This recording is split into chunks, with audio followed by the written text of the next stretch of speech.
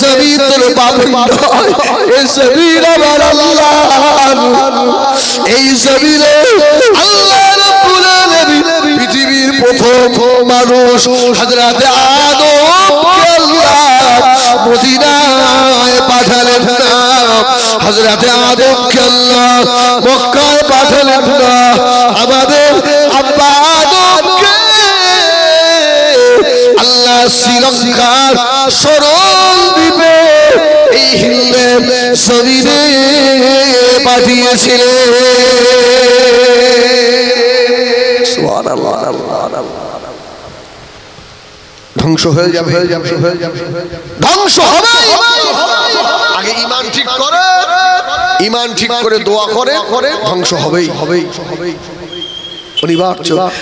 আরে কিয়ামত অত সহজ নয়, হিন্দুস্তান থেকে শুরু হবে। সুবহানাল্লাহ বলেন, সুবহানাল্লাহ বলেন। চীন আস্তে আস্তে আমাদের দিকে ঢুকছে না, ঢুকছে না, কিছু বলে না। চীনের সঙ্গে যুদ্ধ হবে, হিন্দুস্তান তিনটে টুকরো হবে। কিতাব খুলে দেখে, চীন তো আস্তে আস্তে ঢুকে পড়ছে। আরো অনেক কথা। আমরা হিন্দুস্তানের মানুষ, আমাদের অত কমজোর মনে করবেন না, আমাদের ঈমান অনেক পাকা। আল্লাহ পাকের কাবা শরীফের দরওয়াজা আমাদের হিন্দুস্তানের দিকে রয়েছে। জোরে বলুন সুবহানাল্লাহ।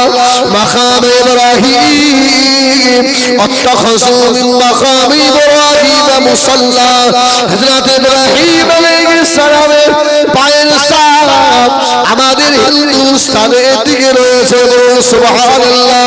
zamzam-এর কুয়া আমাদের হিন্দুস্তানের দিকে রয়েছে। বলুন সুবহানাল্লাহ। সাবা পাহাড় সাবা ওয়াল মারওয়া মিন শাআইরিল্লাহ, ফামান হাজ্জাল বাইতা আও ইতামারা ফালা জুনাহা আলাইহি আন ইয়াতাওয়াবা বিহিমা ওয়া মান তাতাওয়া খায়রান ফাইন্নাল্লাহা শাকিরুন আলীম। সুবহানাল্লাহ। সাফা পাহাড়টা আমাদের হিন্দুস্তানের দিকে পড়েছে। আল্লাহ নবীর জন্মভিটা ওটাও আমাদের হিন্দুস্তানের দিকে রয়েছে। আমাদের বড় আম্মা জান হযরত খাদিজাতুল কুবরা রাদিয়াল্লাহু তাআলা আনহা, আম্মা জানের বাজারটাও আমাদের হিন্দুস্তানের দিকে রয়েছে। যদি কেউ বলে না সুবহানাল্লাহ, আল্লাহ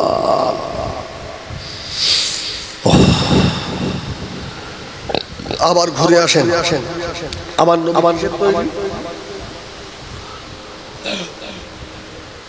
মনে করতে যে হিজবুল্লাহ বাদ দে বালাচ্ছে না, আমার সব মনে আসে আব্দুল্লাহ ইবনে সালামে আবার ঢুকবো। বলেন নবী নূরের না কদ জাআকুম মিনাল্লাহি নূর, কদ জাআকুম মিনাল্লাহি নূর ওয়া কিতাবুম মুবিন।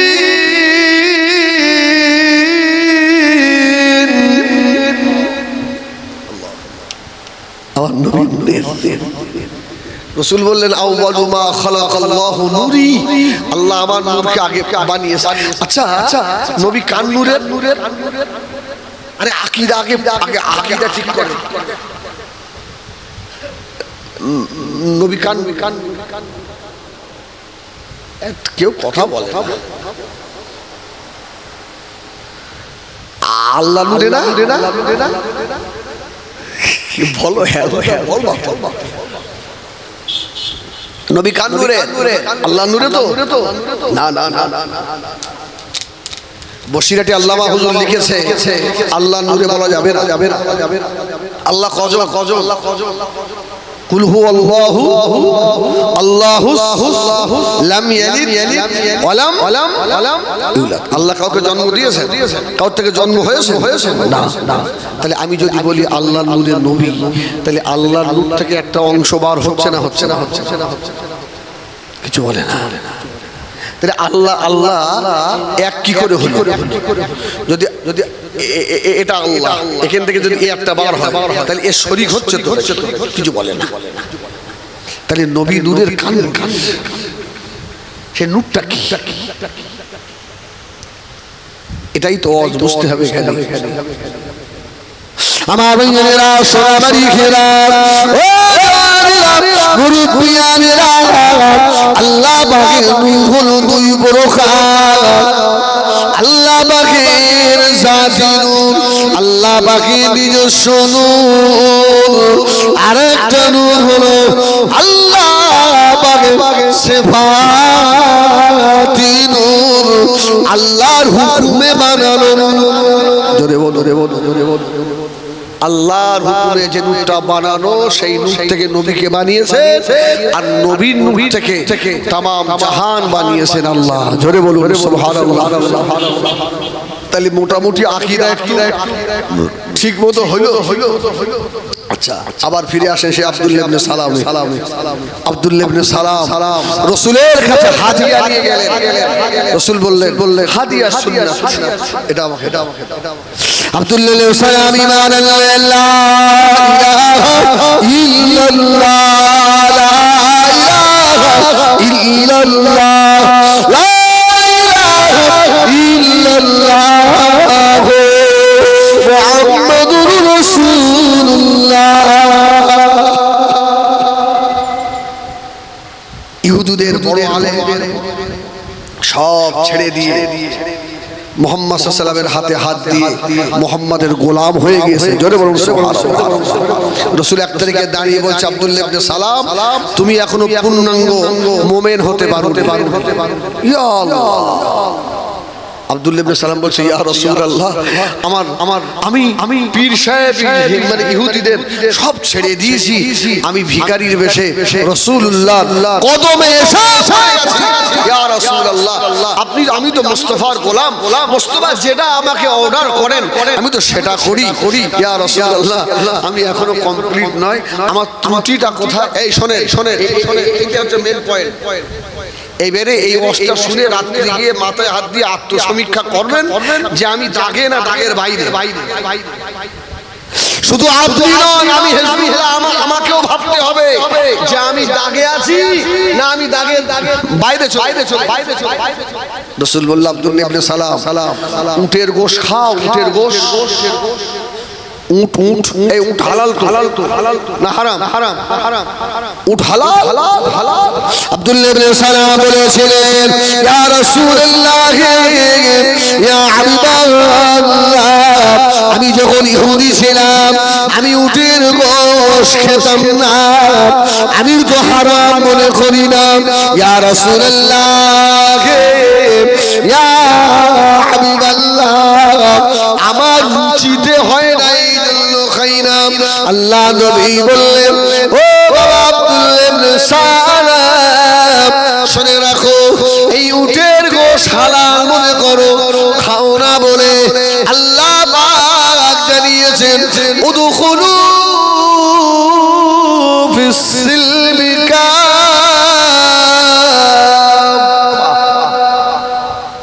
ওয়ালা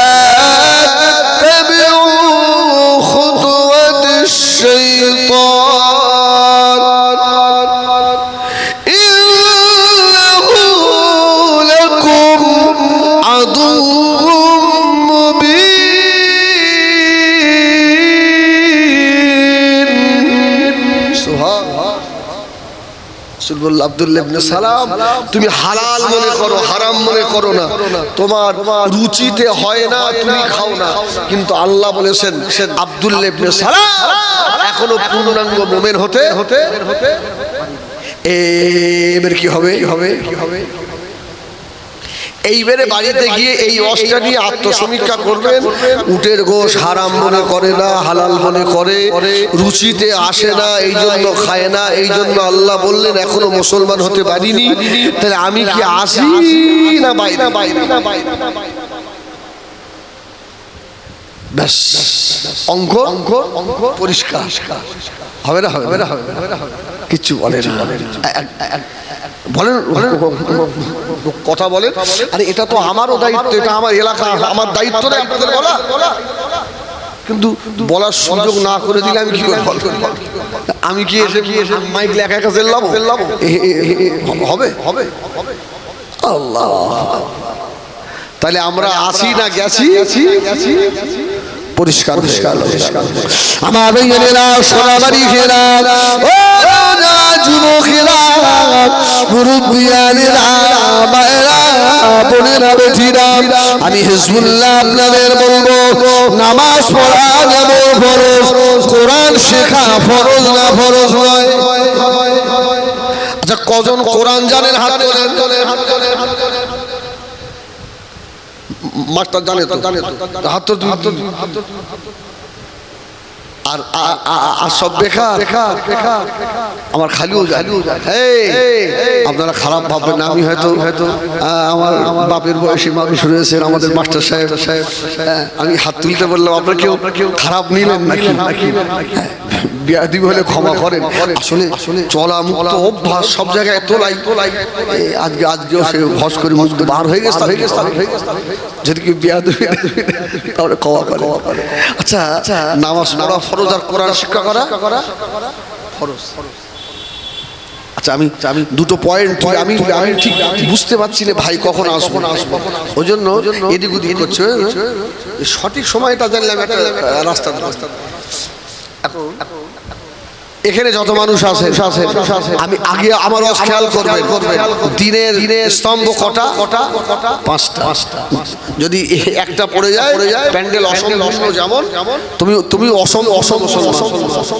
তুমি অসম্পূর্ণ ইমানদার, পূর্ণাঙ্গ ইমানদার নয়। আচ্ছা, ফজরের নামাজ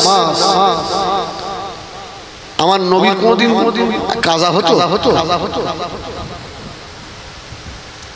আরে নবী তো শরীয়ত, নবীর বাড়িতে এলমে মারিফাত, নবী ইচ্ছা করলে শরীয়তের জায়েজকে মুহাম্মদুর রাসূলুল্লাহ নাজায়েজ করার ক্ষমতা রাখেন। জোরে বলুন সুবহানাল্লাহ। এত পাওয়ারফুল নবী আমার। তাহলে আমার আগের কোনদিন ফজরের নামাজ কাজা হয়েছিল? আর যদিও কাজা হয়, সেটা কার হুকুমে? ওমা ইয়ানতিকু আনিল হাওয়া ইন হুয়া ইল্লা ওয়াহয়ুন ইউহা। আমার নবী মন গড়া কিছু বলে না, আল্লাহ যেটা বলার সেটা। তাহলে নবী নামাজ কাজা হয়, কার হুকুমে হয়েছে? কথা বলো, আল্লাহ বলতে তোদের মুখে ব্যথা, আল্লাহ তোদের জবান বন্ধ করতে।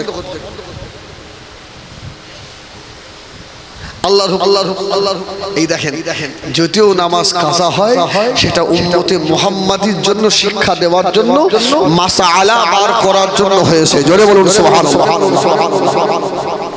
আমার ভাইয়েরা, সোনাবাড়ি ঘেরা, নবী আমার পুরো দুনিয়ার বাদশাহ হাবিবুল্লাহ জনাবে মুহাম্মদুর রাসূলুল্লাহ সাল্লাল্লাহু আলাইহি ওয়াসাল্লাম, নবী আমার হযরত আবু বকর কে নিলেন, হযরত ওমর কে নিলেন, হযরত বিলাল কে নিলেন।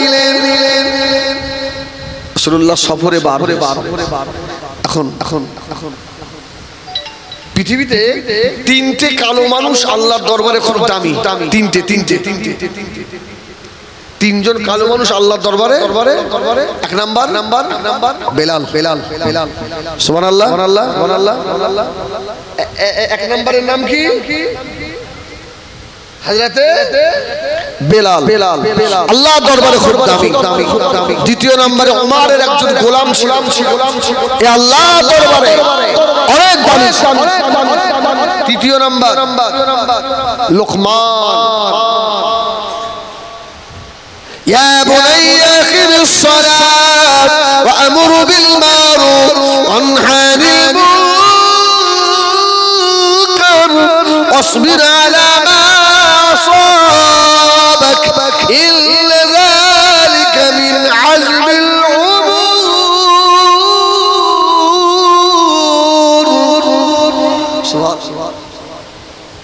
কয়েকটা কারণে এই যে লোকমান হাকিম একদম কালো কুৎসিত খোদাকার। এক নাম্বার তার গুণ ছিল কি, ইয়া বুনাইয়া, ইয়া আমার কলিজার টুকরা, আকিমিস সালাত, নামাজ প্রতিষ্ঠিত করো, ওয়া আমুরু বিল মারুফ, সৎ কাজের আদেশ করো, ওয়ানহি আনিল মুনকার, মানুষকে অসৎ কাজ থেকে বিরত রাখো। আর চতুর্থ নম্বর গুণ ছিল আসবির আলা মা আসাব, ধৈর্য ধারণ করো, সবর ইখতিয়ার করো। সুবহানাল্লাহ। লোকমানকে আল্লাহ এত মর্যাদা দিলেন। শুধু বেলালের কথা এলো বলে এই হাদিসটা বলে দিলাম, পরে যদি সময় পাই তো আসবো ইনশাআল্লাহ। তো রাসূলুল্লাহ সফরে বার হয়েছে, আস্তে আস্তে এশার নামাজ হয়ে গেল। রাসূল বলল আর গিয়ে লাভ নেই, আমার এখানে বিশ্রাম নিই, ফজর পড়ে সকালে এখান থেকে বার হবো। ঠিক আছে। আল্লাহ নবী শুয়ে পড়লেন, হযরতে বিলাল আল্লাহ নবীর পাশে, হযরতে ওমর, হযরতে আবু বকর, চারজন শুয়ে রয়েছে। ও আমার ভাইরা, ফজরের সময় ঘুম আর ভাঙলো না। পূর্ব আকাশে সূর্য উদিত হয়ে গেছে, ওই সূর্যের আলো হযরত আবু বকরের চোখে এসে পড়েছে। ও হযরত আবু বকরের ঘুম ভেঙে গেল।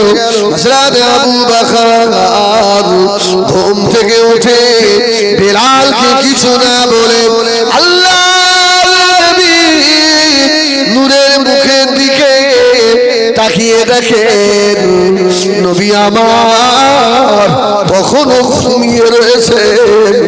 হযরতে আবু বকর কোনো কথা না, আবার পাশ মোড়া ফিরে আবু বকর শুয়ে পড়েছে। জোরে বলুন সুবহানাল্লাহ। আমি আবু বকর, আমার কি চিন্তা, আমার নবী এখনো ঘুমাচ্ছে।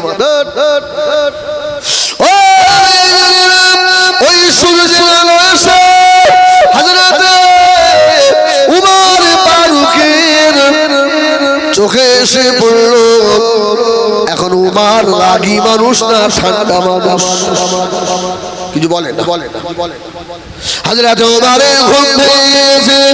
ও আমিনেরা, হযরত উমরের পাশে বেলাল কি কুলুদি এক মুয়াজ্জিন, তুই আজান দিসনি বলি তো আমাদের আজকে নামাজ কাজা। বেলাল একটা কথা হয়তো উমর বলে, বাবার এই তো বিরাট টেম্পার, তুই আমার চিনিস, চিনিস। হয়তো বেলাল উঠে বলছে চুপ করে ঘুমো, আমার নবী এখনো ঘুমিয়ে রয়েছে, চুপ কর। উমর বলছে সত্যিই তাই তো। উমর বললে বেলাল ভাই আমার ভুল হয়ে গেছে ভাই। বেলাল ঘুমিয়ে পড়েছে। কিছুক্ষণ আবার রাসূলুল্লাহর ঘুম ভেঙে গেছে। জোরে বলুন সুবহানাল্লাহ। আল্লাহ নবী উঠে বললেন, নবী আমার হযরতে বেলালকে ডাকলেন। ও বাবা বেলাল, ও বাবা বেলাল, ঘুম ভাঙিনি বাবা, আজকে আযান দিয়ে না। আসসালাতু খায়রুম মিনান নাওম।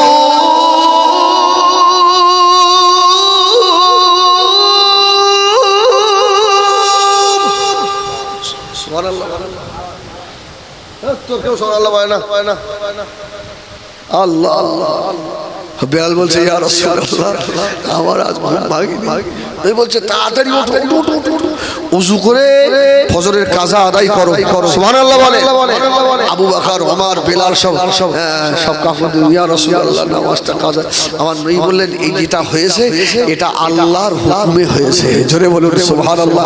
আরে আমার উম্মতের অনেকের ফজর কাজা হবে, ঘুম ভাঙবে না, ঘুমিয়ে পড়বে। যদি কারোর ঘুম না ভাঙে, ও যদি উঠে জওয়াল ওয়াক্ত ছেড়ে দিয়ে তাড়াতাড়ি করে কাজা আদায় করে, আমার আল্লাহ কবুল করে নেবেন। জোরে বলুন সুবহানাল্লাহ। আজকে আমি মুহাম্মদ, এটা একটা দলিল হয়ে গেল। জোরে বলবেন। আচ্ছা এই যে বেলালের কথা, একটা কথা বলি, অসুবিধা হচ্ছে? আচ্ছা নকল করা জায়েজ না না যায়? আমি মাঝে মধ্যে একটু ওমর চান নকল করি, হয় না তো, তাও একটু চেষ্টা করি সে কুদকে তাও সে হয়। এখন এটা করা চলবে? কিছু বলেন। এই শোনে, খেলোয়াড়দের নকল করা হারাম, সিনেমা আর্টিস্টদের নকল করা হারাম, আল্লাহর ওলিদের নকল করা জায়েজ। জোরে বলুন সুবহানাল্লাহ। জায়েজ না? আল্লাহর ওলি একজন যেমন জামা গায়ে দেয়, আপনি মনে করছেন আল্লাহর ওলির মতো একটু জামা গায়ে দেয়? আল্লাহর ওলি যেমন চুল মাথা দেয়, যেমন আমরা এই সব জামাগুলো গায়ে দিই, এটা কিন্তু আর কোথাও নেই। মুজাদ্দেদ জামানের সিলসিলা আমরা এই গলা কাটা জামা নেট করা। তবে এই যে বোতামটা দেখছেন, দাদা হুজুর এই রকম বোতাম পরতেন না, সেই আপনার কাপড়ের পুঁটির মতো, ওটা ঠিক আছে। আমরা একটু স্টাইল দেই, বাপের থাকলে ছেলের যা হয়, বুঝেন না?